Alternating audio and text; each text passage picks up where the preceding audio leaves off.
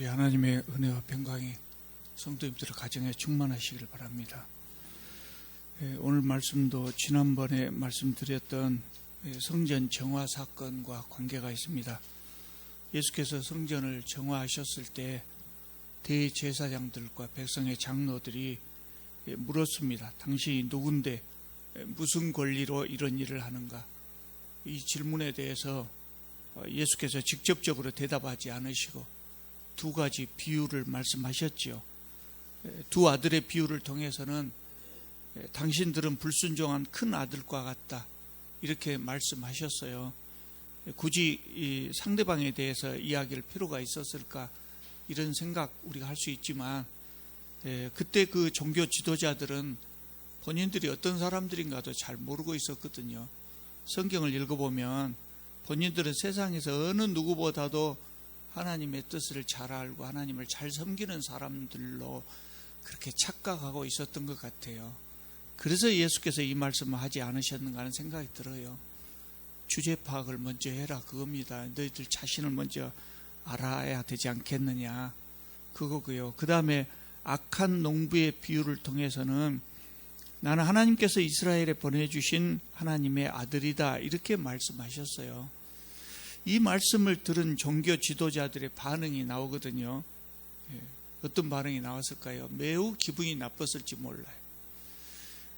마태복음 21장 마지막 부분에 보면 45절, 46절에 이렇게 그들의 반응을 설명합니다.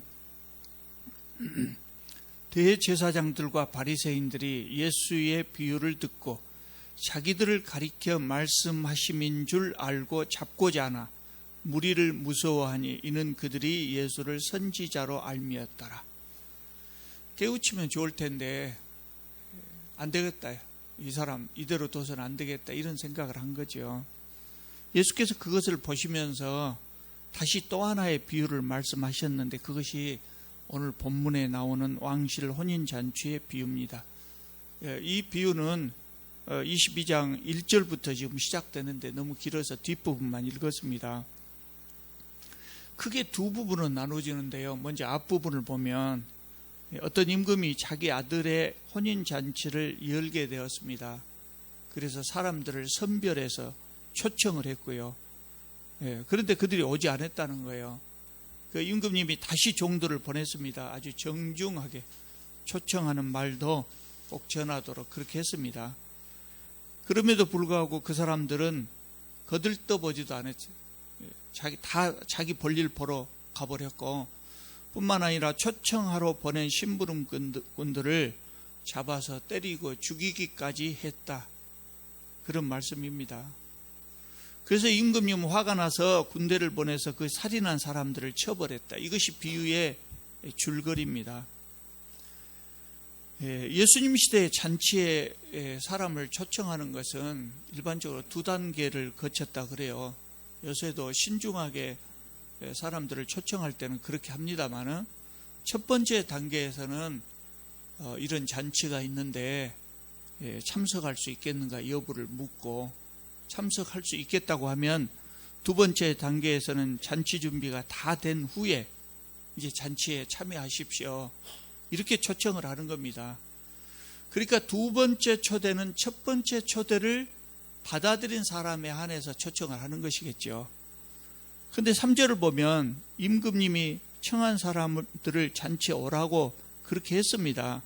그러니까 이 3절에서 임금님이 청했다고 하는 것은 두 번째 초대지요. 이미 첫 번째 초대를 받은 사람들을 향해서 두 번째로 이제 잔치 때가 됐으니 오십시오, 이렇게 한 겁니다. 근데 그들은 오지 않았어요. 첫 번째 초대에 가겠다고 한 사람들이 실제로 잔치를 열고 오라고 했을 때 이 두 번째 초대에 가지 않는다고 하는 것은 대단히 큰 결례가 되는 것이죠. 하물며 초청자가 임금님이라고요. 그 임금님의 초청을 무시했을 뿐만 아니라 심부름꾼들을 죽였다는 거예요. 반역에 버금가는 행위입니다. 세상에는 이럴 사람들이 없죠. 세상에 누가 임금님의 초청에 이렇게 반응을 보인 사람들이 있겠어요? 세상에는 없었어요. 앞으로도 없을 겁니다. 그러면 이 비유가 무엇을 의미하고 있습니까? 하나님께서 예수 그리스도를 보내주셨다고요. 예수 그리스도를 보내주셨다. 메시아가 오셨다. 이것을 이스라엘 사람들은 종종 혼인잔치로 비유를 했었거든요. 그리고 예수 그리스도의 교회에 이스라엘 사람들을, 종교 지도자들을 포함해서 이스라엘 사람들을 초청했습니다.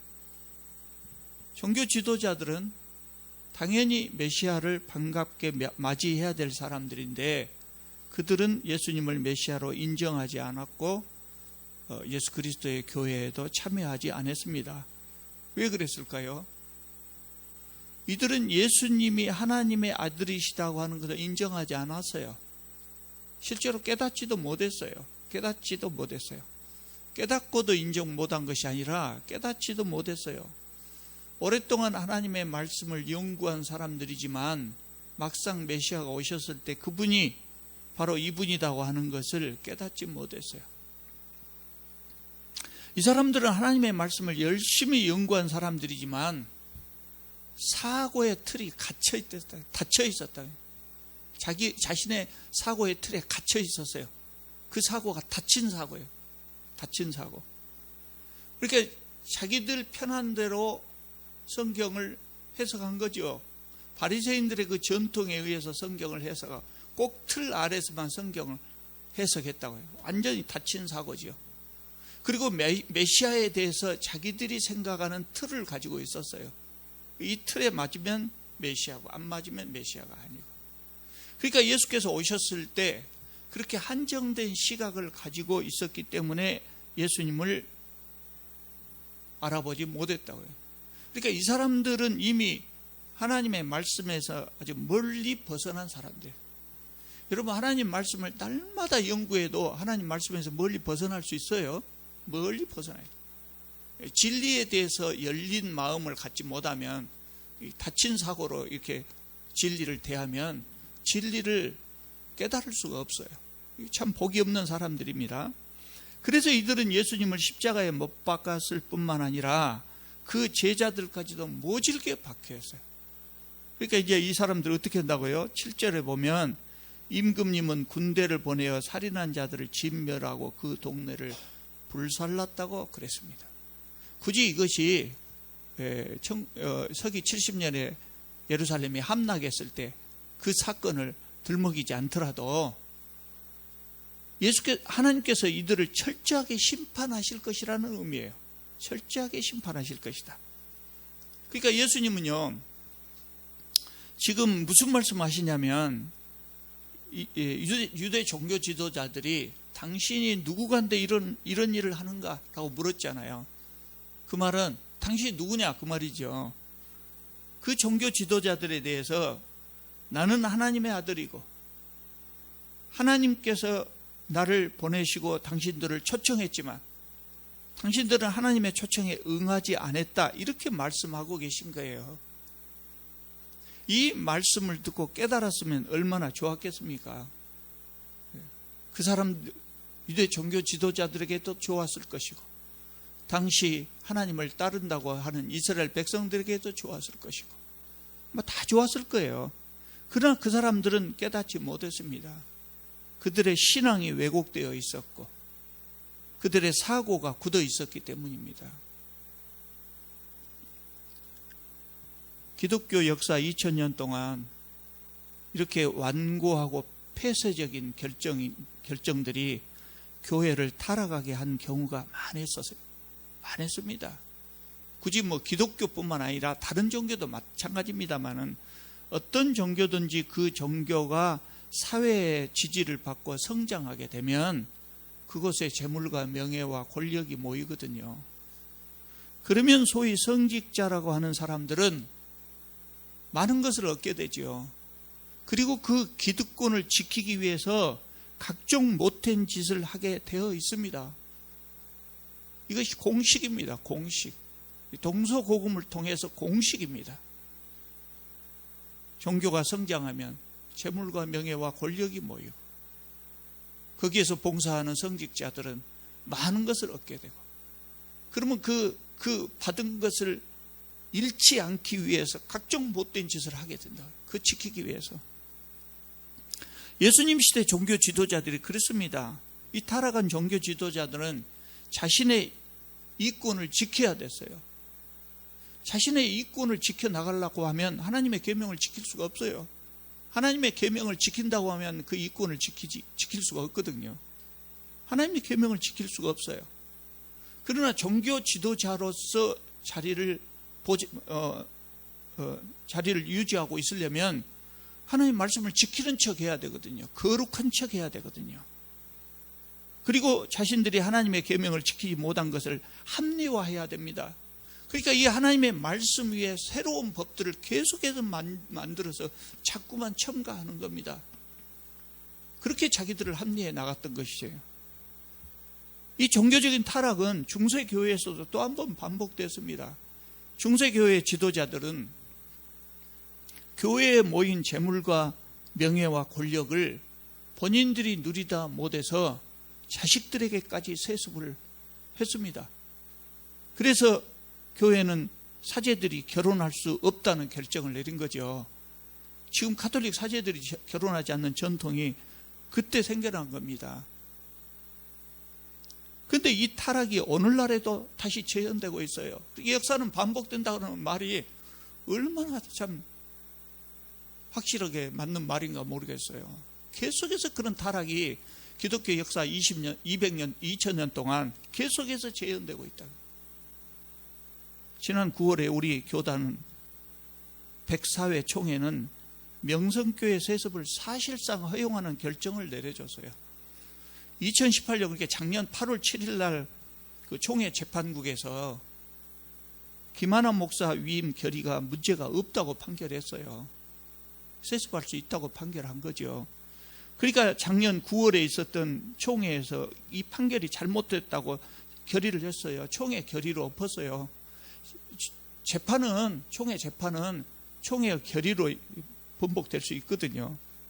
그리고 새 재판부가 다시 재판해가지고 명성교회 세습을 하지 못하게 했어요. 불법이라고 그렇게 판결을 했어요.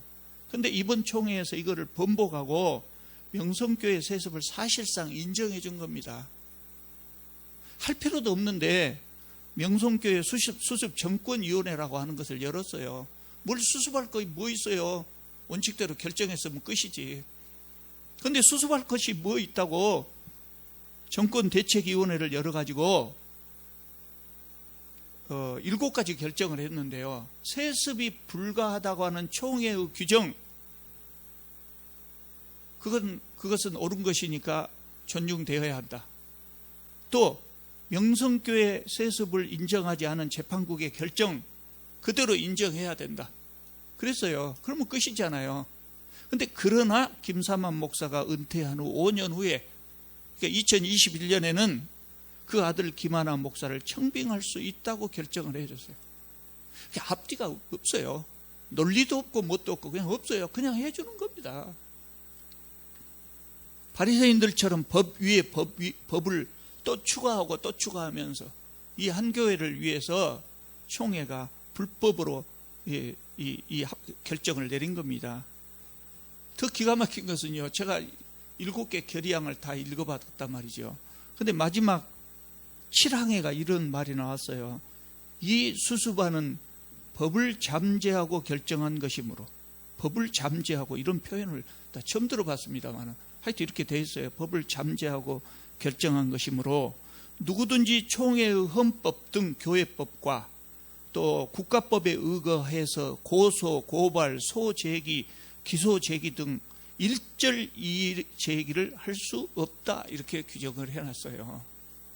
앞으로는 이게 누구도 시비 걸지 말라는 거예요. 그래서 꽁꽁 싸매서 지금 상자 속에다 넣어놔버린 거죠. 그런데 우리 교단의 헌법 시행 규정에 보면 법의 적용 순서가 나와 있어요. 그 법의 적용 순서를 보면 총회 헌법이 맨 위에 있고, 그 다음에 헌법 시행 규정, 총회 규칙, 그리고 난 다음에 총회의 결의예요. 그리고 상위 법규에 위배되면 무효라고 나와 있어요.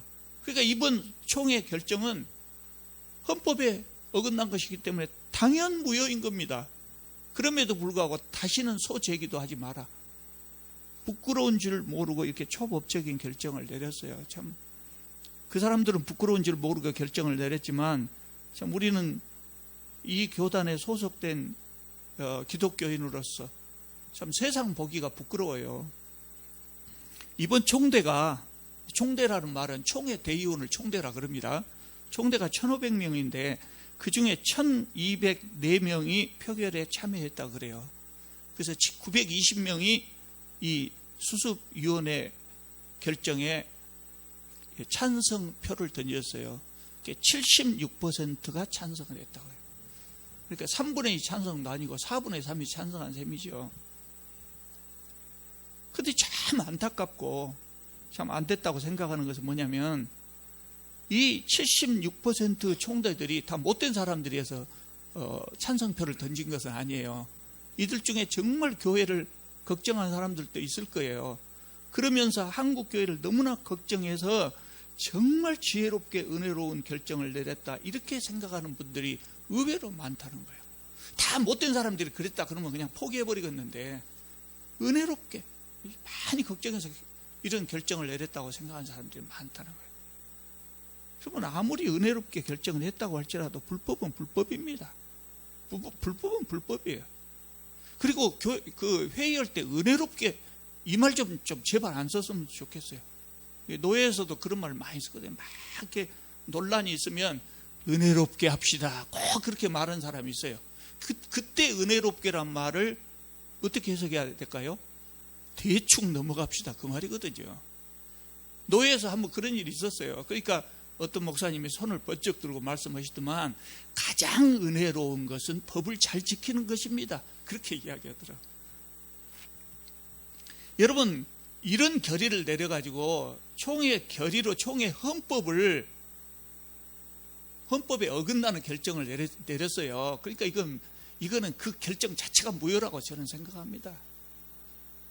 그런데 이거를 합법화시키기 위해서 총대들이 만장일치로 헌법을 수정해갖고 우리 교단은 세습할 수 있습니다, 이렇게 수정해가지고 세습을 하게 했다고 할지라도 그 세습은 불법이에요. 총회 헌법에는 맞을지 몰라도 총회 헌법 위에 있는 하나님의 법에 어긋나요. 하나님의 뜻에 어긋나는 겁니다. 그러니까 헌법으로 우리 교단은 세습할 수 있습니다, 그래도 그것은 불법이다, 그 말이에요.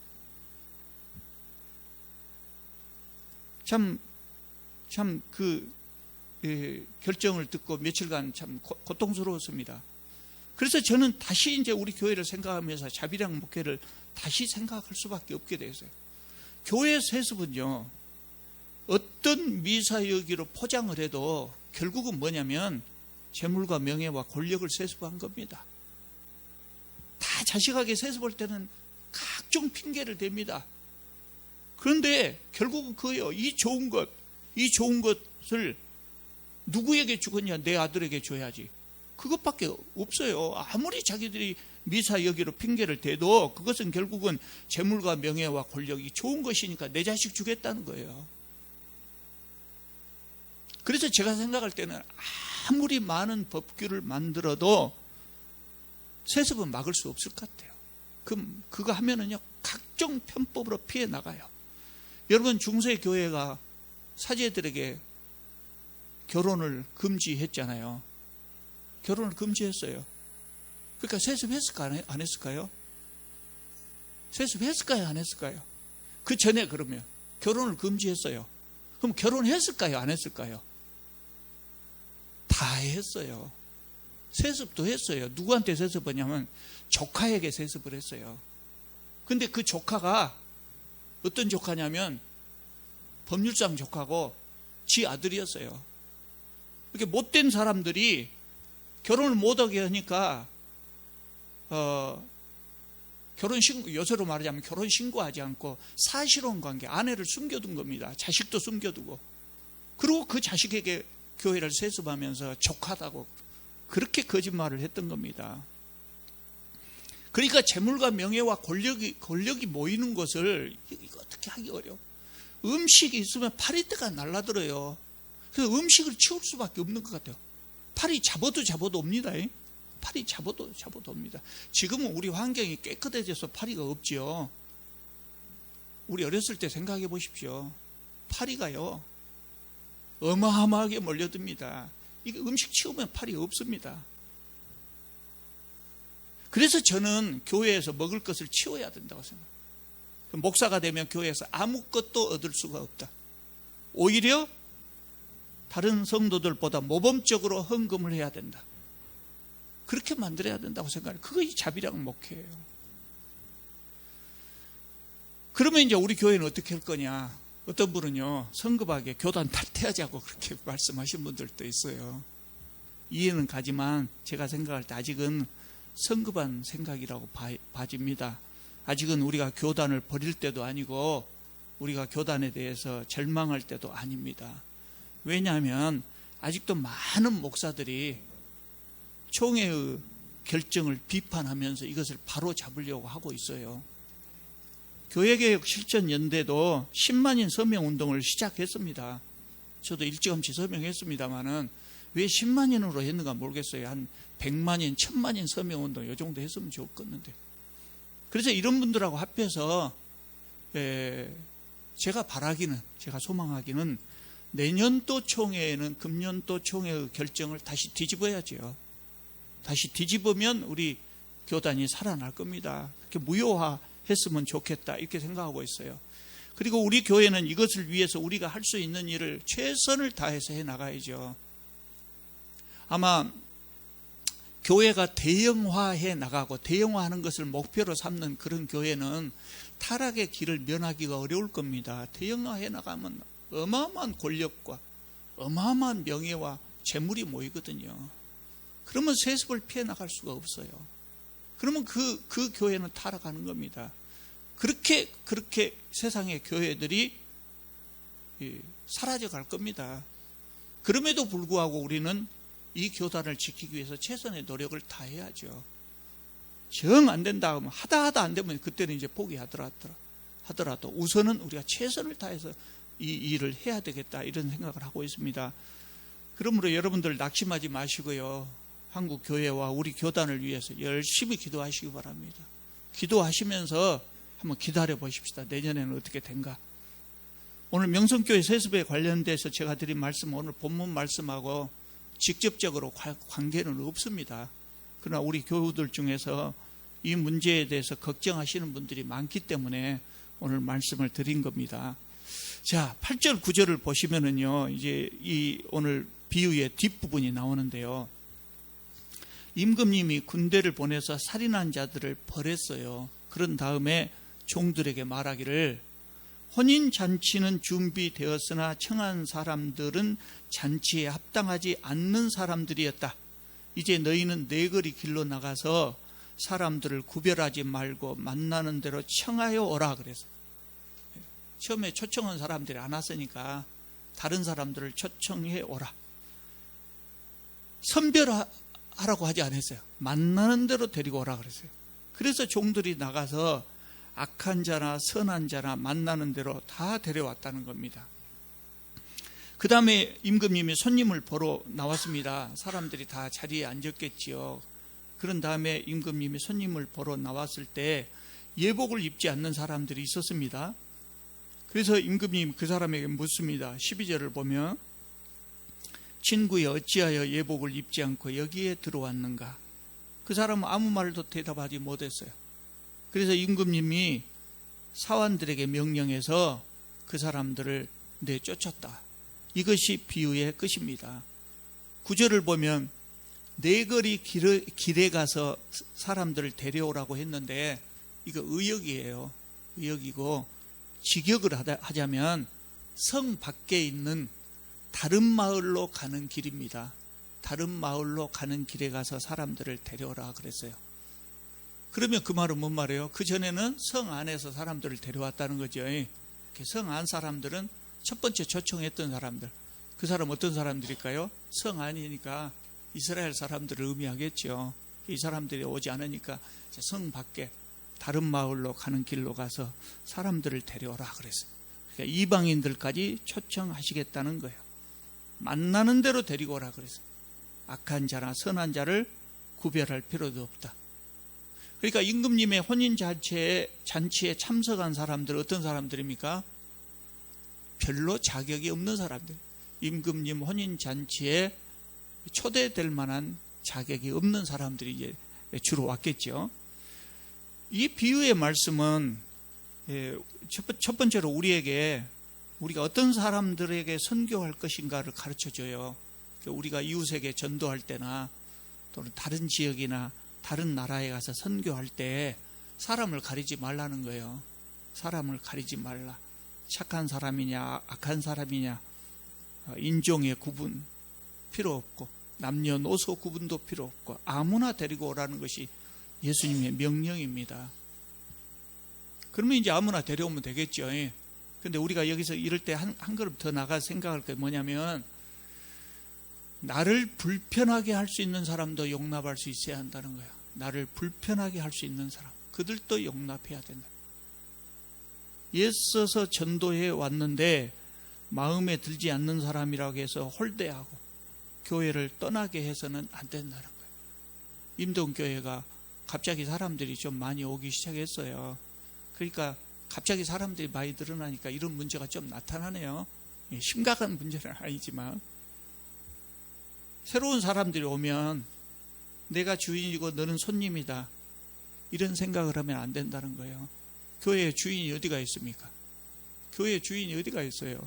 아무나 와서 앉아있으면 그 사람이 주인이 되는 겁니다. 우리는 이 교회에 먼저 온 사람들 먼저 왔을 뿐이에요. 만약에 새로 나온 성도들이 와서 기존 성도들이 텃세를 부린다고 조금이라도 느껴진다면 그 교회는 좋은 교회라고 할 수 없겠지요.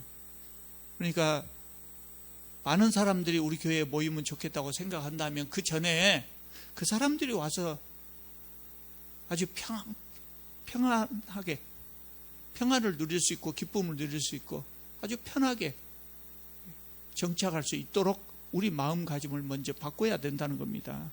우리 교회에 오신 성도님들 대부분 그러잖아요. 몇 가정 아마 그런 가정이 있을랑가 모르겠습니다만 대부분의 성도들은 다른 교회에서 상처받고 오신 분들이에요. 특히 목사들로 인해서 상처받고 오신 분들이 많잖아요. 우리가 그 마음 알잖아요. 우리도 과거에 그런 경험을 했으니까. 경험한 사람이 그 마음을 안 사람이 위로해 주기가 쉽거든요.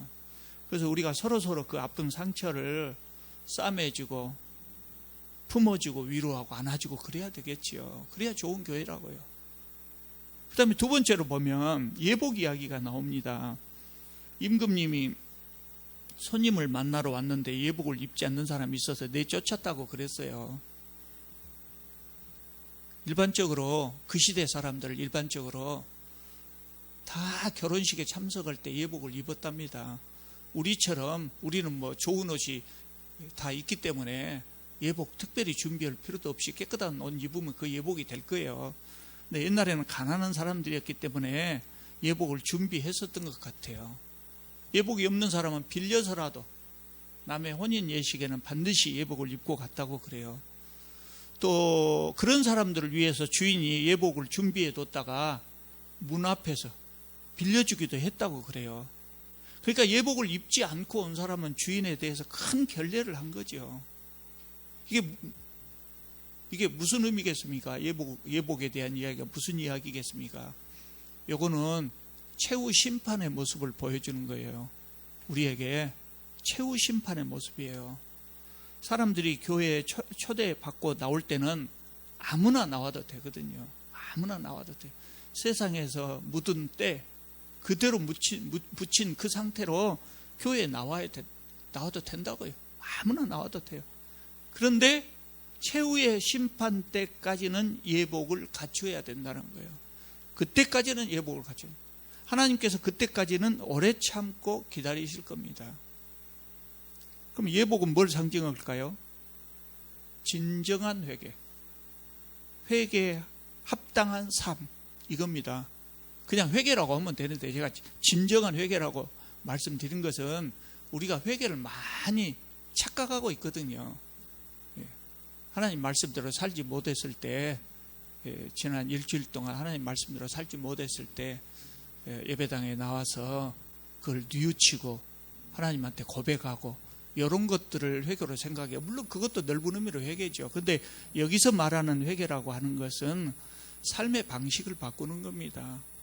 삶의 방식을 바꾸는 겁니다. 우리가 다른 나라로 이민 가면 그 나라의 법을 지켜야죠. 그 나라의 법만 지킨가요? 그 나라의 문화도 지켜야 돼요. 아마 다른 나라에 가서 잠깐 살고 오신 분들은 아마 금방 이해가 되실 겁니다. 삶의 방법도 우리나라하고 다른 경우가 많이 있어요. 그래서 우리나라식으로 살라고 하면 살기가 어려운 그런 경우도 있어요.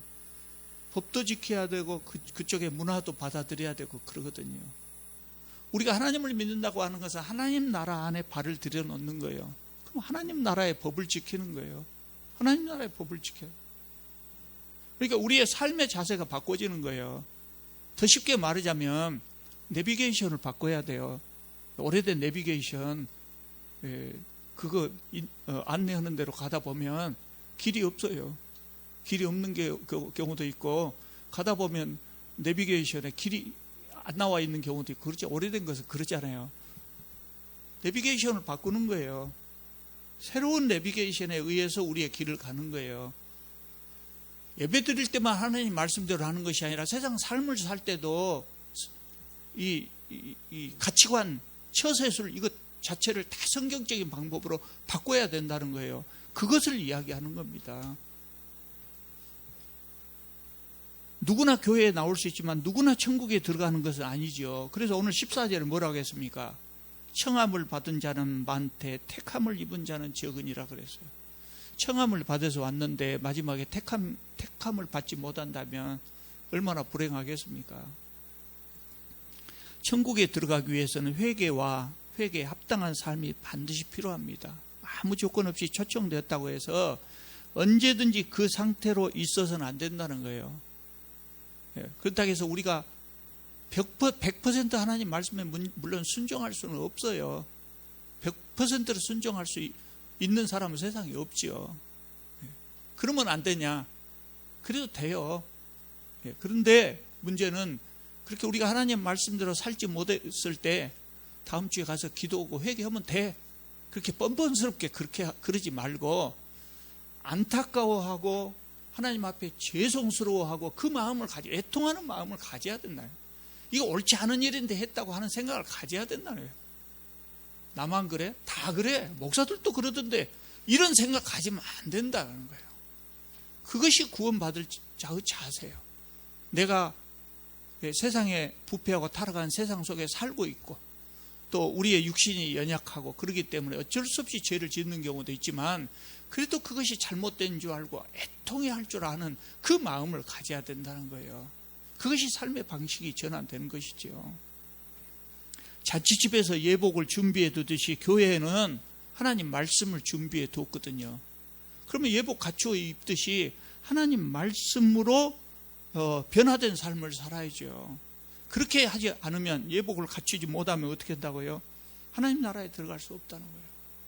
하나님은 자비롭고 은혜로우시기 때문에 한없이 참으시지만 그 언제까지예요? 마지막 심판 때까지만 참으신다는 겁니다. 여러분, 우리가 오늘 이 자리에 함께 앉아서 예배 드린다는 것은 우리는 하나님의 초청에 다 초청을 받아들였다는 의미예요. 그러니까 우리가 다 여기 와 있잖아요.